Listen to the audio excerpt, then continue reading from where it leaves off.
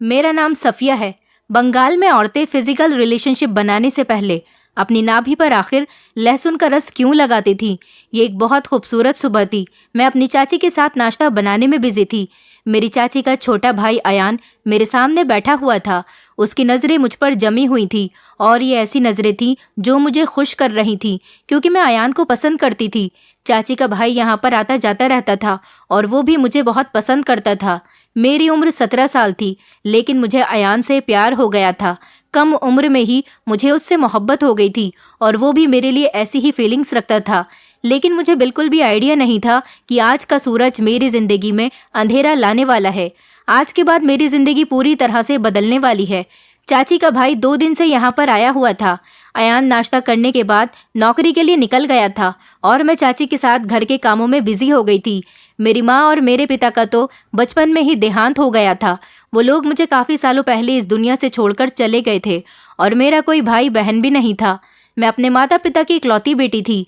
चाची मेरी माँ की जगह तो नहीं ले सकती थी, लेकिन फिर भी उन्होंने मुझे इज्जत की छत दी हुई थी। काम करते हुए टाइम मुझे पता ही नहीं चला और दोपहर हो गई थी। चाची अपने कमरे में आराम करने के लिए जा चुकी थी और मैं किचन की सफाई करने के लिए किचन में रह गई थी। इतनी ही देर में मुझे दरवाज़ा बजने की आवाज़ आई। मैं जैसे ही दरवाजे पर गई तो दरवाजे पर एक अजीब सा लंबा चौड़ा सा आदमी खड़ा हुआ था, जिनकी नज़रों में ऐसी चुभन थी कि मैंने जल्दी से उसे देखकर अपने कपड़े ठीक किए थे। मैं बहुत ही ज़्यादा खूबसूरत थी और कभी कभी यही बात मुझे बहुत ज़्यादा परेशान कर दिया करती थी। मैं जहाँ भी जाती थी वहाँ पर लड़के मुझे गौर गौर से देखते थे, इसलिए मैं ज़्यादातर घर से बाहर निकलती तो अपने चेहरे को छुपाने की कोशिश करती थी और इस टाइम भी मैं अपनी खूबसूरती को छुपाने की कोशिश करने लगी थी। वो आदमी मुझसे चाची के बारे में पूछ रहा था। मैंने दरवाज़ा बंद करना चाहा था ताकि अंदर जाकर चाची को बुला लाऊं, लेकिन उस आदमी ने दरवाजे पर हाथ रख दिया और कहने लगा कि दरवाज़ा बंद करने की ज़रूरत नहीं है, मैं तुम्हारे लिए कोई गैर थोड़ी हूँ, जाओ जाकर अपनी चाची को बुला लाओ। उसकी बात मुझे बहुत ही अजीब सी लगी थी। मैं पहली बार इस आदमी को यहाँ पर देख रही थी और वो कह रहा था कि वो मेरे लिए कोई गैर नहीं है। मुझे दरवाज़ा खुला हुआ छोड़कर अंदर जाना बहुत मुश्किल लग रहा था, लेकिन मेरी मजबूरी थी, इसलिए मैं फौरन अंदर की तरफ भागी और चाची को इस बारे में बताया कि एक आदमी दरवाजे पर खड़ा हुआ है। उसके हुलिये के बारे में सुनते ही चाची के चेहरे का रंग बदल गया था। वो कहने लगा कि तुम्हें दरवाजे पर आने की ज़रूरत नहीं है, तुम किचन का काम ख़त्म करो। उनकी बात सुनकर मैं किचन में पहुंच गई थी और चाची दरवाजे पर चली गई थी और फिर मुझे चाची की थोड़ी थोड़ी आवाज़ सुनाई देने लगी थी। वो उस आदमी से क्या बात कर रही थी ये तो मुझे समझ नहीं आया था, लेकिन कोई ऐसी बात तो ज़रूर थी जो बहुत ही खामोशी के साथ और चुपके चुपके की जा रही थी। मैं सोच में पड़ गई थी कि चाची इस आदमी से क्या बातें कर रही है और ये आदमी कौन है जो चाची से ही बात करने के लिए यहाँ पर आया है। कुछ ही देर गुजरी थी कि चाची मेरे पास आई और कहने लगी कि इस आदमी के बारे में तुम्हें अपने चाचा या फिर मेरे भाई अयान को इस बारे में कुछ भी बताने की ज़रूरत नहीं है। चाची की बात सुनकर मैं हैरान रह गई थी। चाचा जी रोज सुबह सवेरे दूसरे शहर में काम करने के लिए जाते थे और रात को ही वो घर वापस आते थे, लेकिन वो दिन में कई बार चाची को फ़ोन करके उनसे बात करते थे और मेरे भी हालचाल लेते रहते थे।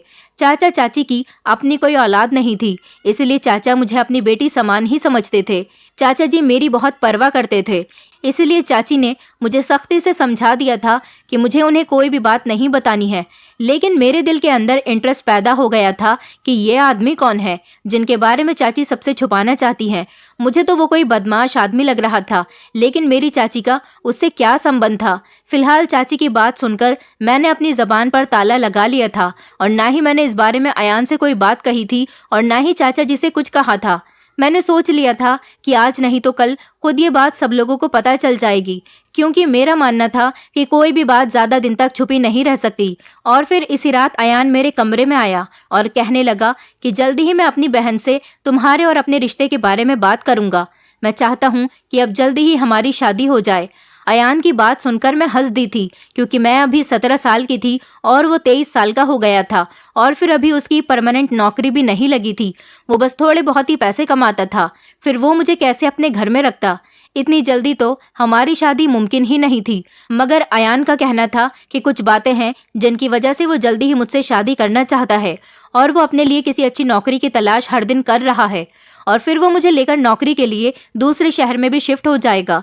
मुझे इस बात पर भला क्या एतराज हो सकता था। मैंने उससे कह दिया था कि अगर चाची मानती हैं तो फिर मुझे कोई एतराज नहीं होगा। ये सुनकर अयान को बहुत खुशी हुई थी और उसने खुशी से मेरे हाथों को अपने हाथों में थाम लिया था। उसके इस तरह से छूने से मुझे बहुत शर्म आ रही थी। वो दिन तो खामोशी से गुजर गया था और कुछ दिन बाद वो आदमी फिर से हमारे घर पर आ गया था। वो आदमी आज सीधा दरवाजे से घर के अंदर चला आया था। अब की बार चाची ने उसे अपने कमरे में बैठा दिया था। मैं किचन में मौजूद थी, तभी अचानक चाची भी कमरे में आ गई। उन्होंने एक लहसुन उठाया और मुझसे कहने लगी कि तुम्हें मेरे कमरे की तरफ आने की जरूरत नहीं है जब तक कि मैं खुद तुम्हें आवाज न दूं। मैंने बड़ी हैरानी से अपनी चाची के हाथ में लहसुन पकड़ा हुआ देखा था और वो खामोशी से वापस अपने कमरे में चली गई थी और मुझे कमरे का दरवाजा बंद होने की आवाज सुनाई दी थी। 1 घंटा ऐसे ही गुजर गया था और हर तरफ सन्नाटा छाया हुआ था। थोड़ी देर बाद मुझे चाची ने आवाज देकर ठंडा पानी लाने के लिए कहा।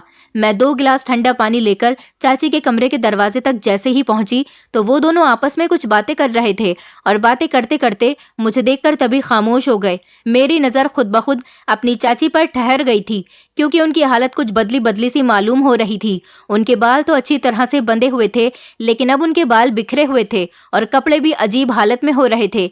इससे पहले कि मैं और गौर से चाची का जायजा लेती तो वो आदमी चाची को कहने लगा कि ये तुम्हारी बेटी है, ये तो बड़ी ही खूबसूरत और जवान है, तुम इसकी शादी के बारे में क्यों नहीं सोचती? इसके लिए तो तुम्हें आसानी से रिश्ता मिल जाएगा। अब तुम्हारी उम्र हो रही है, अब इसके बारे में सोचना शुरू कर दो। इस आदमी की बात सुनकर मैं शर्म से पानी पानी हो गई थी। वो मेरे लिए अनजान आदमी था। वो न सिर्फ मेरी जवानी की तारीफ कर रहा था, बल्कि उसने तो मेरी शादी के बारे में भी बात छेड़ दी थी। वो पता नहीं कौन था जो इतना खुलकर मेरी चाची से बातें कर रहा था। और फिर चाची भी हंसकर उससे कहने लगी कि हाँ, अब इसकी शादी ही तो करनी है मुझे, यही मेरी जिम्मेदारी है। मेरी तो अब उम्र हो रही है, लेकिन अब ये जवान हो गई है। मैं शर्म की वजह से फौरन वहां से निकलकर वापस आ गई थी।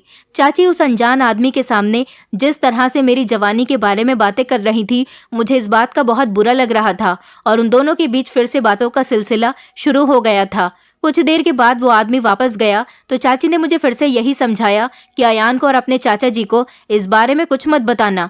लेकिन इत्तेफाक की बात थी कि अचानक उसी समय अयान घर पर आ गया था। तबीयत खराब होने की वजह से वो अपने घर जाने के बजाय यहाँ पर आ गया था। उसने उस आदमी को घर से निकलते हुए देखा तो फौरन मेरे पास चला आया और मुझसे पूछने लगा कि ये आदमी कौन था और यहाँ पर क्यों आया था। मैंने इनकार करते हुए सर हिला दिया और कह दिया कि मुझे कुछ नहीं पता, ये आदमी चाची से मिलने के लिए आया था। अयान सीधा चाची से मिलने के लिए उनके कमरे में चला गया और फिर ना जाने अचानक से ऐसा क्या हुआ कि उन दोनों के चीखने चिल्लाने की जोर जोर से आवाजें आने लगी। चाची अयान को बुरा भला कह रही थी। अयान भी आगे से चाची को बहुत ज्यादा जवाब दे रहा था। न जाने उन दोनों के बीच क्या चल रहा था। मुझे इस बारे में तो कुछ पता ही नहीं था, लेकिन इतना आइडिया जरूर था कि बात कुछ ज्यादा ही बड़ी है और शायद उस अनजान आदमी से जुड़ी हुई है।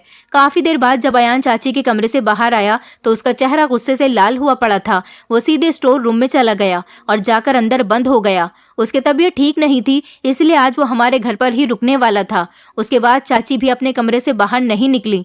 रात के खाने के टाइम पर जब मैं चाची को बुलाने के लिए गई तो चाची बहुत ही गुस्से में थी और मुझसे कहने लगी कि जाओ तुम जाकर खाना खा लो और सो जाओ। उनका बिहेवियर मेरे साथ बहुत ज्यादा बुरा था।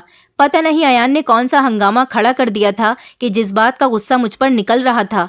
मैंने चाची से इस बारे में पूछना भी चाहा कि क्या हुआ है, तो वो कहने लगी ये सब कुछ तुम्हारी वजह से ही तो हुआ है, इसलिए ज्यादा मासूम बनने की जरूरत नहीं है और यहाँ से दफा हो जाओ, मुझे अपनी शक्ल मत दिखाना।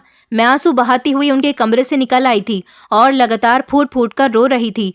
आज मुझे बड़ी बेचैनी के साथ अपने माता पिता याद आ रहे थे।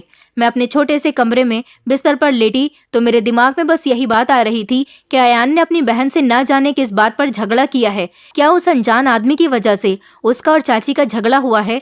स्टोर रूम का दरवाजा तो अंदर से लॉक था, वरना मैं उससे जाकर जरूर पूछती। अयान जब भी हमारे घर पर आता था तो वो स्टोर रूम में ही ठहरता था, क्योंकि हमारा घर छोटा था और सिर्फ 2 ही कमरे थे। एक में चाचा और चाची रहते थे और दूसरे कमरे में मैं रहती थी और एक छोटा सा स्टोर रूम बना हुआ था जहां पर अयान कभी कभी ठहर जाता था। मुझे सुबह होने का इंतजार था। सुबह मुझे या तो ये बात चाची से पता चलनी थी या फिर मुझे अयान से ही पूछनी थी, लेकिन अगली सुबह उससे भी ज्यादा कुछ अजीब हुआ था। जब मैं सोकर उठी तो अयान घर से जा चुका था और चाची भी खामोशी से घर का काम कर रही थी। उन्होंने मुझसे कोई बात नहीं की और उनका बिहेवियर देखते हुए मैं भी उनसे कुछ पूछ नहीं सकी। सुबह उठते ही मेरा पहला काम सफाई करना था, इसलिए मैं सीधा सफाई करने में बिजी हो गई और चाची के कमरे की सफाई करने के दौरान मुझे वहां लहसुन का टुकड़ा पड़ा हुआ मिल गया, जिसे चाची किचन से लेकर अपने कमरे में गई थी। और मैं सोच रही थी कि चाची लहसुन क्यों उठाकर लाई थी। आखिर उस अनजान आदमी को इस लहसुन का क्या करना था, या फिर चाची ने उस लहसुन का इस्तेमाल किया था, क्योंकि वो बहुत ही दबा हुआ लग रहा था। उसे खाया नहीं गया था, उसका छिलका भी उतरा हुआ था। ऐसा लग रहा था जैसे उसका रस निकाल लिया गया है। मैंने सफाई करते टाइम उसे फेंक दिया था और फिर सफाई में बिजी हो गई। फिर शाम के टाइम चाची मुझसे कहने लगी, चलो मार्केट चलते हैं, कुछ सामान लाना है। कभी कभी ऐसा हो जाता था कि चाची मुझे अपने साथ मार्केट ले जाती थी, इसलिए मैंने अपना दुपट्टा लिया और मैं उनके साथ चल पड़ी। लेकिन मुझे क्या पता था कि चाची मुझे कहाँ लेकर जा रही हैं। चाची ने रिक्शा किया और हम रिक्शा में बैठकर चल पड़े, लेकिन उस वक्त मैं हैरान रह गई थी जब रिक्शा वाले ने मार्केट को क्रॉस कर दिया। मैंने चाची से पूछा कि हम लोग कहाँ जा रहे हैं। बाजार तो पीछे निकल गया। वो कहने लगी कि दूसरा सामान खरीदना है, इसलिए दूसरे मार्केट जा रहे हैं। उनका बिहेवियर मुझे पहले से कुछ बेहतर लग रहा था और काफी देर के बाद हम एक अजीब से बाजार में पहुंच गए। यहाँ भीड़ भाड़ तो थी, लेकिन लोग काफी अजीबोगरीब मालूम हो रहे थे। हम रिक्शा से उतरे तो चाची मुझे किसी दुकान के बजाय बाजार के पीछे बने हुए एक घर में ले गईं। एक बड़ी उम्र की औरत ने दरवाजा खोला और चाची को देखकर मुस्कुराने लगी। चाची कहने लगी, इसे अपने पास रखो, मैं माल के सही दाम लगवा कर आती हूँ। मैंने चाची को परेशानी से देखा कि वो मुझे अपने साथ ले जाने के बजाय यहाँ पर क्यों छोड़कर जा रही हैं। चाची ने मेरा चेहरा देखा तो वो कहने लगी कि परेशान मत हो, ये भी तुम्हारी चाची ही है, तुम यहाँ बेफिक्र होकर बैठो, बस कुछ देर में मैं वापस आती हूँ। फिर चाची मुझे छोड़कर वहां से पलट गईं। उस औरत ने मुझे अंदर ले लिया और घर का दरवाजा बंद कर दिया। और फिर जैसे जैसे वो मुझे अपने साथ लेकर अंदर जाने लगी, मेरी आंखें फटी की फटी रह गईं, क्योंकि उस दरवाजे के पीछे तो एक अलग ही जगह बनी हुई थी, जिसमें बहुत सारे छोटे छोटे कमरे बने हुए थे और एक अजीब सी बू की महक आ रही थी। कुछ कदम चलने के बाद ही मुझे आइडिया हो गया था कि मैं किसी नॉर्मल जगह पर नहीं हूँ, ये जगह अलग ही जगह थी। दरवाजों के पास छोटे छोटे कपड़े पहनी हुई लड़कियां खड़ी हुई थी, जो मुझे देखकर मुस्कुरा रही थी। उनके कपड़े, उनके चेहरे पर भरा हुआ मेकअप मुझे एक अलग ही सच्चाई बता रहा था। मैं चलते चलते रुक गई तो एक औरत पलटकर मुझे देखने लगी, लेकिन मैंने उससे कहा कि मुझे वापस जाना है, मैं अंदर नहीं जाना चाहती।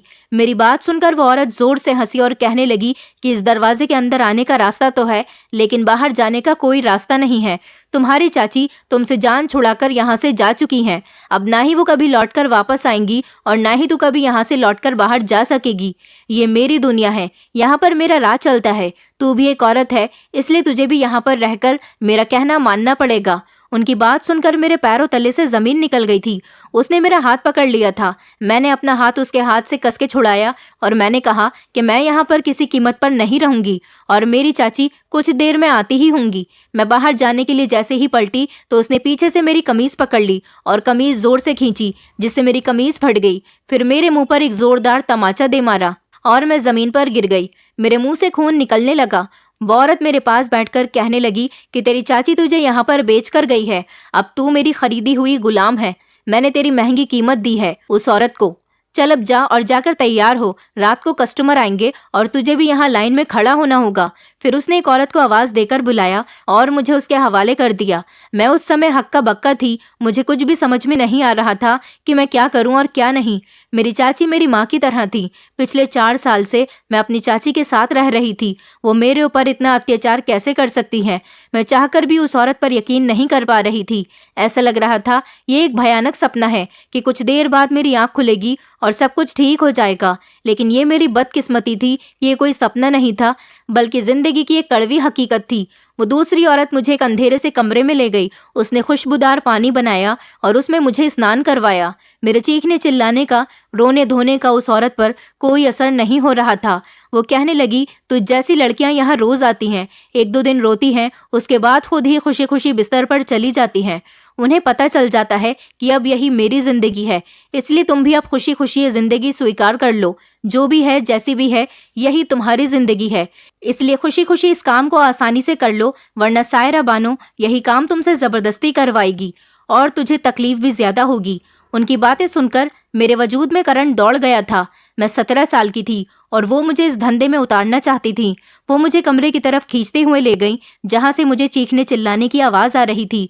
वो कहने लगी, देखो ये लड़की सायरा बानो की बात नहीं मान रही थी, इसलिए उसे यहाँ पर बंद करके रखा गया है। इस बेचारी को न खाने को कुछ दिया जा रहा है और ना ही पीने को। अगर तुमने भी मेरी बात नहीं मानी तो तुम्हें भी ना खाने को कुछ दिया जाएगा और ना ही पीने को, तो तुम्हारा भी यही हाल होगा। उसकी जबरदस्ती करने पर मैंने खुशबूदार पानी से स्नान किया था और फिर उसने मुझे दुल्हन की तरह तैयार करना शुरू कर दिया। लेकिन थोड़ी देर के बाद वो पहले वाली औरत जिसका नाम सायरा बानो था, वो वापस आ गई। उसने सर से पैर तक मुझे देखा और कहने लगी, तू तो सच में बहुत खूबसूरत है और बड़ी कमाल की चीज है, तेरे तो बड़े अच्छे दाम लगेंगे। मैंने तेरी चाची को भी बहुत पैसा दिया है, वही सारा पैसा मैं तेरे शरीर को बेचकर वसूल करूंगी। सायरा बानो भद्दी सी हंसी हंसी तो उसके पान से सने हुए दांत दिखाई दिए। ये नज़ारा मैंने अक्सर फिल्मों में देखा था, लेकिन मैंने कभी ये नहीं सोचा था कि मेरी जिंदगी में भी कभी ऐसा वक्त आ जाएगा। अब तो मेरी आंखों से लगातार आंसू बह रहे थे। मैंने उस औरत से पूछा कि मेरी चाची मुझे यहाँ पर छोड़कर क्यों गई हैं। वो जोर से हंसी और कहने लगी, ये तो तुझे मालूम होगा, हम तो बस माल खरीदते हैं, माल हम तक क्यों लाया जाता है ये हमें नहीं मालूम।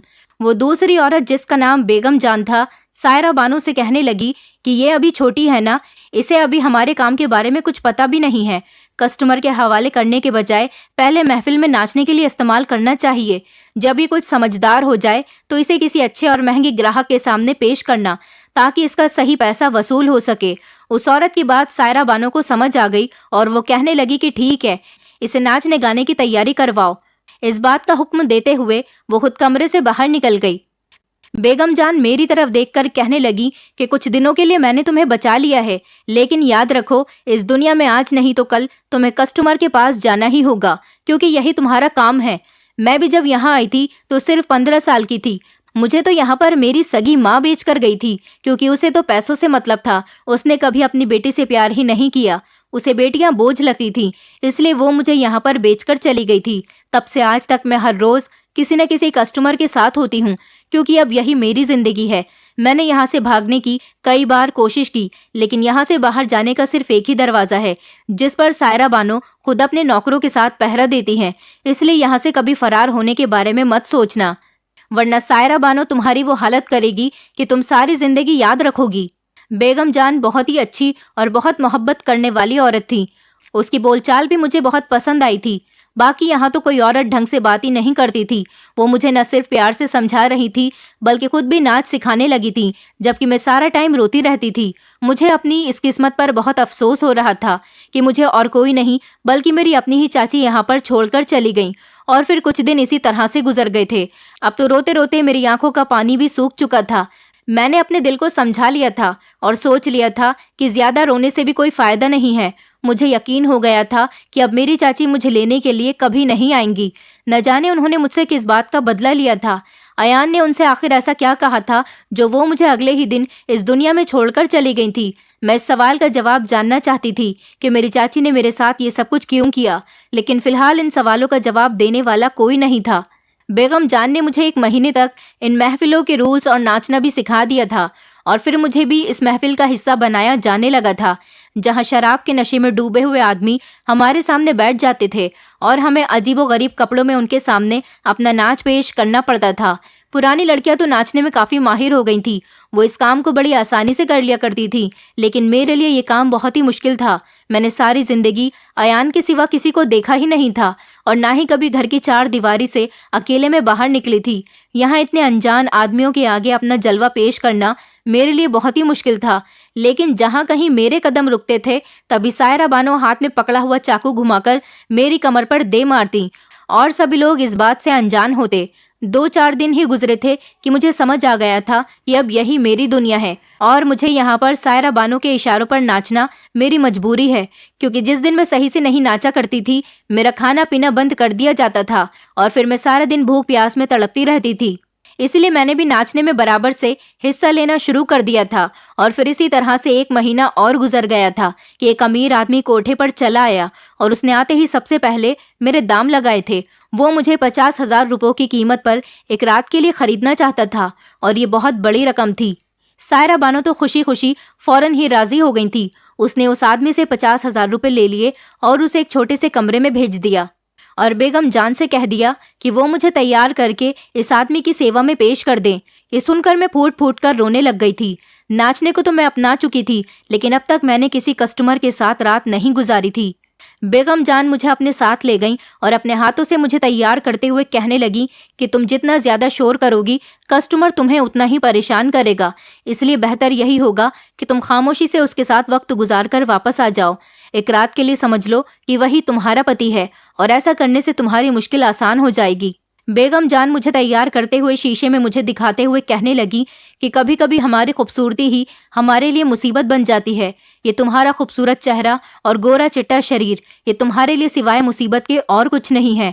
अगर तुम इतनी खूबसूरत ना होती तो कोई तुम्हारे दाम भी नहीं लगाता। मैं भी अपनी इस खूबसूरती से तंग आ चुकी हूँ। मैं 42 साल की होने वाली हूँ, लेकिन मेरा खूबसूरत चेहरा और मेरे शरीर की चमक दमक मुझे बूढ़ा नहीं होने देती। कोई ना कोई मेरे दाम लगा ही देता है और फिर मुझे खुद को उसके सामने पेश करना पड़ता है।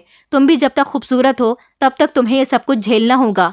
बेगम जान मुझे दिमागी तौर पर तैयार कर रही थी और मेरे आंसू थे कि रुकने का नाम ही नहीं ले रहे थे। मुझे बार बार चाची और अयान की याद सता रही थी। मुझे अब तक इस बात पर यकीन नहीं आया था कि चाची मुझे जानबूझकर यहाँ पर छोड़कर गई हैं और इस सब के लिए शायद अयान जिम्मेदार है। जब मैं पूरी तरह से तैयार हो गई तो बेगम जान ने मेरी नजर उतारी और कहने लगी कि गहरी सांस भर के कमरे में दाखिल हो जाना और खुद को इस आदमी के हवाले कर देना। मेरे पास भी इसके सिवा और कोई रास्ता नहीं था, इसीलिए मैं इस छोटे से कमरे के अंदर चली गई जहां पर एक नन्हा पीला सा बल्ब जल रहा था, जिसकी धीमी सी रोशनी में मुझे सब कुछ भयानक लग रहा था। मैंने सोचा था कि जाते ही मैं इस आदमी के पैरों में गिर जाऊंगी और इससे कहूंगी कि वो मेरे साथ कोई जबरदस्ती ना करे। मैं रहम की भीख मांगूंगी तो उसे मुझ पर तरस आ जाएगा। वैसे भी मैं कम उम्र की थी और जिस आदमी ने मुझे खरीदा था वो कोई 35 या 40 साल की उम्र का आदमी था। मेरे हिसाब से तो वो मेरे पिता जैसा ही था, मगर मुझे पता नहीं था कि यहाँ पर आने वाले आदमी भी इतने ही पत्थर दिल के होते हैं जितनी यहाँ की औरतें हैं। मैं जब कमरे में दाखिल हुई तो मुझे देखकर इस आदमी के चेहरे पर एक खतरनाक सी मुस्कुराहट आ गई थी।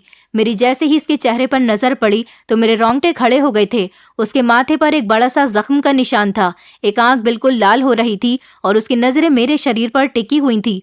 मुझ पर इतना डर सवार हुआ था कि मैं वापस बाहर निकलने लगी थी। तभी उसने मुझे पीछे से पकड़कर खींच लिया और कहने लगा कि तेरे इतने महंगे दाम दिए हैं, फिर तू कहाँ भाग रही है। उसके मुंह खोलते ही शराब की बदबू ने मेरी सांस बंद कर दी थी। मैं उसके आगे रहम की भीख मांगने लगी थी, लेकिन उसे मुझ पर बिल्कुल भी तरस नहीं आया था। वो कहने लगा कि चल अब सीधी तरह से बिस्तर पर आ जा, मैं अच्छी तरह से जानता हूँ तू जैसी लड़कियों के नखरे। उसने मुझे सीधे बिस्तर पर धक्का दे दिया था और फिर मेरे दिमाग में बेगम जान की बातें घूमने लगी थी। उन्होंने कहा था कि बिस्तर पर जाने से पहले अपनी नाभि पर लहसुन का रस जरूर लगा लेना। उन्होंने एक लहसुन की छोटी सी कली को छीलकर उस पर नाखून मारकर मुझे दे दिया था। मैंने उसे मुट्ठी में बंद कर लिया था, जिसे मैं इस्तेमाल करना भूल गई थी, जिससे कि मुझे बेगम जान की याद आई। मैंने जल्दी से वो लहसुन की कली अपनी नाभि पर मलनी शुरू कर दी ताकि उसका रस मेरी नाभि पर लग जाए। कुछ ही देर में मैंने पूरी लहसुन की कली अपनी नाभि पर मल ली थी और फिर उसके बाद मेरे साथ वही सब कुछ हुआ था जो मेरे साथ होने वाला था। किसी आदमी ने सारी रात पूरी तरह से अपने पैसे वसूल कर लिए थे। मेरा रोना धोना किसी काम नहीं आया था। वो आदमी तो बिल्कुल ही पत्थर दिल था, उस पर किसी बात का कोई असर नहीं हो रहा था। शायद वो शराब के नशे में चूर था या फिर उसे इस सब की आदत थी। मेरे लिए एक एक मिनट भारी पड़ रहा था। ऐसा लगता था कि जैसे रात खत्म ही नहीं होगी। और फिर एक वक्त ऐसा आया जब मुझ पर बेहोशी सवार होने लगी थी। अब मैं पूरी बेहोश हो गई थी। जब मेरी आंख खुली तो बेगम जान मेरे सामने मौजूद थी। वो कस्टमर सुबह होने से पहले ही जा चुका था। बेगम जान मुझे होश में लाने की कोशिश कर रही थी। जब मुझे होश आया तो उन्होंने मुझे सीने से लगा लिया और कहने लगी, बस पहली रात ही मुश्किल होती है, अब तेरे लिए सब कुछ आसान हो जाएगा। लेकिन मुझे ऐसा नहीं लगता था कि मेरे लिए कुछ भी आसान हुआ है। गुजरी हुई रात बहुत ही भयानक थी। मैं होश में आने के बाद भी चिल्ला रही थी। बेगम जान मुझे अपने साथ अपने कमरे में ले गईं और सारा दिन मैं बस उनके सीने से लगकर आंसू बहाती रही। मुझे अपनी माँ की बहुत याद आ रही थी। अगर आज मेरी माँ जिंदा होती तो शायद मुझे ये दिन ना देखना पड़ता। पहली बार मुझे यकीन हुआ था कि माँ बाप के सिवा कोई अपना नहीं होता। ये रिश्ते भी सिर्फ दिखावे के ही होते हैं। मेरी चाची, जिसे मैं अपनी माँ की जगह देती थी, उन्होंने ही मुझे इस दलदल में धकेल दिया था। यहाँ मैं अपनी पहचान को भुला चुकी थी। मेरा नाम सफिया था, लेकिन यहाँ पर मेरा नाम गुलजान रख दिया गया था। यहाँ सब लोग मुझे इसी नाम से पुकारते थे, क्योंकि मैं खुद भी भूल चुकी थी कि मेरा नाम पहले कभी सफिया था। सारा दिन मैं बेगम जान के पास रही। मैंने उनसे कह दिया था कि मैं किसी कस्टमर के पास नहीं जाऊंगी, लेकिन ऐसा कैसे हो सकता था कि कोठे पर रहने वाली लड़की की कीमत न लगे। 2 दिन खामोशी से गुजर गए। फिर तीसरे दिन एक 55 साल का कस्टमर मेरी कीमत लगाने के लिए आया था। मैंने सायरा बानो से इनकार करना चाहा तो उन्होंने मुझे जोरदार थप्पड़ मार दिया। कहने लगी कि यहाँ इनकार करने की गुंजाइश नहीं है। अगर तू नहीं जाएगी तो मैं तुझे खुद कस्टमर के आगे फेंक आऊंगी। मैं सायरा बानो के आगे मजबूर हो गई थी। बेगम जान ने मुझे उस आदमी के पास जाने के लिए तैयार किया और साथ ही मेरी मुट्ठी में लहसुन भी पकड़ा दिया और कहा कि इसे अपनी नाभि पर लगाना मत भूलना। मैंने खामोशी से वो लहसुन मुट्ठी में दबाया और मैं मरे मरे कदमों से उस कमरे में पहुंच गई। मैंने खामोशी से इस बुढ़े के साथ रात गुजार ली। अब की बार मैंने कोई रोना धोना नहीं किया था। बेगम जान की बात सही साबित हुई थी। जब मैंने शोर शराबा नहीं किया तो कस्टमर ने भी मुझे परेशान नहीं किया, लेकिन बिस्तर पर जाने से पहले ही मैंने अपनी नाभि पर लहसुन का रस लगा लिया था। इस लहसुन से आखिर क्या होता था? बेगम जान ने मुझे ये क्यों लगाने के लिए दिया था? इस बारे में मुझे कुछ नहीं पता था। मैं अपनी जिंदगी में कमा रही थी या अपनी इज्जत गंवा रही थी। अब हर दिन मेरे साथ ऐसा ही होता था। मुझे अभी भी अयान की याद आती थी। क्या उसने मेरी गुमशुदगी पर अपनी बहन से कोई सवाल नहीं किया होगा? क्या उसने मुझे कभी नहीं ढूंढा? क्या वो मुझे भूल चुका होगा? बस मैं हमेशा यही सोचती रहती थी। वो कस्टमर चला गया था और मैं खामोशी से बेगम जान के कमरे में चली गई थी। वो मुझे देखकर मुस्कुराई और धीरे से कहने लगी, तुम कस्टमर के पास जाने से पहले अपनी नाभि पर लहसुन का रस लगा लेती हो ना? बेगम जान की बात पर मैंने हाँ में सिर हिला दिया था। बेगम जान ने कहा कि तुम मेरी बेटी की उम्र की तो हो। मैं तुम्हें अपनी बेटी ही समझती हूँ, लेकिन मैं तुम्हें इन लोगों से नहीं बचा सकती। तुम्हारी पहचान बदल गई है। अगर तुम यहाँ से भागने की भी कोशिश करोगी तो ये समाज तुम्हें जीने नहीं देगा, क्योंकि तुम एक धंधा करने वाली औरत बन गई हो। बेगम जान मुझे हमेशा यही समझाती थी कि अब कभी भी यहाँ से बाहर की दुनिया के बारे में मत सोचना, और मैंने बेगम जान की बातों को अपने दिलो दिमाग में बसा लिया था। ऐसे ही मुझे 8 महीने यहाँ पर रहते हुए गुजर गए। अब तो मैं इस काम की आदी हो गई थी। मुझे सिर्फ इतना पता होता था कि कस्टमर मेरा इंतजार कर रहा है और मैं खुद ही अपने आप को तैयार कर लिया करती थी। मैं जो कभी अयान की दुल्हन बनने के सपने देखती थी, अब हर रात ही हर नए मर्द की दुल्हन बनती थी। लेकिन हर रात बेगम जान मुझे लहसुन पकड़ाना नहीं भूलती थी और ये जरूर जताती थी कि बिस्तर पर जाने से पहले पहले ये लहसुन अपनी नाभि पर जरूर लगा लेना। 1-2 बार मैंने इसके बारे में बेगम जान से पूछा कि इस लहसुन में ऐसा क्या है जो आप हर बार मुझे ये दे देती हो, तो वो कहने लगी कि सही वक्त आने पर तुम्हें खुद ही पता चल जाएगा। याद रखना, किसी भी कस्टमर के पास जाने से पहले लहसुन का इस्तेमाल जरूर करना। काफी दिनों से मैं देख रही थी कि बेगम जान बीमार थी, लेकिन वो अपना इलाज नहीं करा रही थी, और वैसे भी हम जैसी औरतों का इलाज मुमकिन कहाँ है। हमारा तो यहाँ कोई अपना ही नहीं है जो हमारी फिक्र कर सके। मेरी फिक्र करने वाली यहाँ पर सिर्फ बेगम जान थी। अगले ही दिन मेरे पास सायरा बानो आई और कहने लगी कि रात को तैयार रहना, तुम्हारे पास एक कस्टमर आएगा। ये कहकर सायरा बानो चली गई और मैं तैयार होने लगी, क्योंकि अब मुझे इस दुनिया की आदत हो गई थी। मैं जब पूरी तरह से तैयार हो गई तो बेगम जान ने फिर आकर मुझे लहसुन का टुकड़ा पकड़ाया। मैं आज सोच में पड़ गई थी कि आखिर बेगम जान मुझे ये लहसुन क्यों देती हैं। आज मैं उनसे इस सवाल को पूछकर ही रहूंगी, लेकिन मुझे कस्टमर के पास जाने के लिए देर हो रही थी। इसलिए मैंने सोचा कि मैं जब वापस आऊंगी तो उनसे इस सवाल का जवाब जरूर पूछूंगी। कस्टमर मेरा इंतजार कर रहा था, इसीलिए मैं कस्टमर के कमरे में उसके पास पहुंची, लेकिन इससे पहले मैंने लहसुन के रस को अपनी नाभि पर लगा लिया था। हालांकि मैं इतना जरूर जानती थी कि इस काम के पीछे कोई ना कोई खास बात तो जरूर है। मेरे दिमाग में बार बार लहसुन वाली बात घूम रही थी। अगर मुझे कोई इस बारे में बता सकता था तो वो सिर्फ बेगम जान थी, और आज मैंने फैसला कर लिया था कि मैं आज उनसे पूछकर ही रहूंगी, क्योंकि वो हर बार मुझे लहसुन के बारे में बताना नहीं भूलती थी। मैं जैसे ही कमरे में पहुंची तो मेरी आंखें फटी की फटी रह गईं, क्योंकि उस कमरे में मौजूद मर्द कोई और नहीं बल्कि अयान था, जो नशे में चूर बिस्तर पर बैठा हुआ था। और मुझे देखते ही वो एकदम उछल पड़ा और फिर मेरे पास आकर हैरानी से पूछने लगा, सफिया, तुम यहाँ पर क्या कर रही हो? मैंने तुम्हें कहाँ कहाँ तलाश नहीं किया। मैंने उसे जोर से धक्का दिया और पीछे हटाकर कहा कि मैं सफिया नहीं हूँ, मेरा नाम गुलजान है। मुझ में इतनी हिम्मत नहीं थी कि मैं सफिया बनकर अयान का सामना करती। मेरी इज्जत लुट चुकी थी। सालों से इस कोठे पर मेरी इज्जत नीलाम हो रही थी। अयान ने आकर मेरे कंधों से पकड़कर मुझे झंझोड़ दिया और कहने लगा कि मैं अच्छी तरह से जानता हूँ तुम मेरी सफिया ही हो। तुम यहाँ तक कैसे पहुंची? मुझे तो मेरी दीदी ने यही बताया था कि तुम किसी लड़के के साथ भाग गई हो। अयान की बात सुनकर मेरे होश उड़ गए और फिर मैंने उसे अपनी पूरी कहानी बताई। मुझे यहाँ तक पहुँचाने वाला कोई और नहीं बल्कि उसकी अपनी ही बहन थी। ये बात सुनकर वो मेरे कदमों में बैठकर रोने लगा और उसने मेरे हर सवाल का जवाब दिया। उसने मुझे बताया कि जब से मेरी बहन को तुम्हारे और मेरे अफेयर के बारे में पता चला था तभी से वो तुमसे नफरत करने लगी थी। इसलिए वो अनजान आदमी को अपने फायदे के लिए बुलाती थी, क्योंकि जीजा जी तो ज्यादातर घर से बाहर ही रहते थे। मुझे उनके इस प्लान के बारे में पता चल गया था, तभी तो मैं तुम्हें दूसरे शहर ले जाने की बातें करता था। लेकिन जब उस दिन हम लोग बातें कर रहे थे तो वो बातें मेरी बहन ने सुन ली थी और वो आदमी दीदी से मिलने के लिए आता था, क्योंकि वो कोठे का दलाल है। मैं अपनी बहन की हरकतों को अच्छी तरह से जानता था। जब जीजा जी घर पर नहीं होते तो वो गैर मर्दों के साथ संबंध बनाती है। ये बात तुम्हें पता नहीं है, लेकिन मैं इस बात को जानता था। मैंने अपनी बहन को कई बार समझाने की कोशिश की, लेकिन उन्होंने मेरी बात नहीं मानी। वो लगातार जीजा जी को धोखा देती रही और उस दिन भी मुझे उस आदमी को घर से निकलता हुआ देखकर बहुत गुस्सा आ गया था और इसी बात पर मेरी बहन से झगड़ा हुआ था। फिर उसके अगले ही दिन मेरी बहन ने मुझे बताया कि तुम किसी लड़के के साथ भाग गई हो। मुझे उनकी इस बात पर यकीन नहीं हो रहा था, लेकिन उन्होंने रो धोकर मुझे इस बात पर यकीन दिलवा दिया। लेकिन फिर भी मैंने तुम्हें कई जगह तलाश करने की कोशिश की, तुम मुझे कहीं पर भी नहीं मिली। उन्होंने जीजा जी को भी यही बताया कि आपकी भतीजी भाग गई है और फिर मुझे भी यही लगने लगा कि तुमने मुझे धोखा दिया। मैं तुमसे तुम्हारी चाची की तरफ से माफी मांगता हूँ। तुम्हारी चाची बहुत बीमार हैं और बिस्तर पर पड़ी हुई हैं। उसे उसके किए की सजा मिल चुकी है और ये सब कुछ उनके साथ इसलिए हुआ है क्योंकि उन्होंने एक बिन माँ बाप की बच्ची को सताया।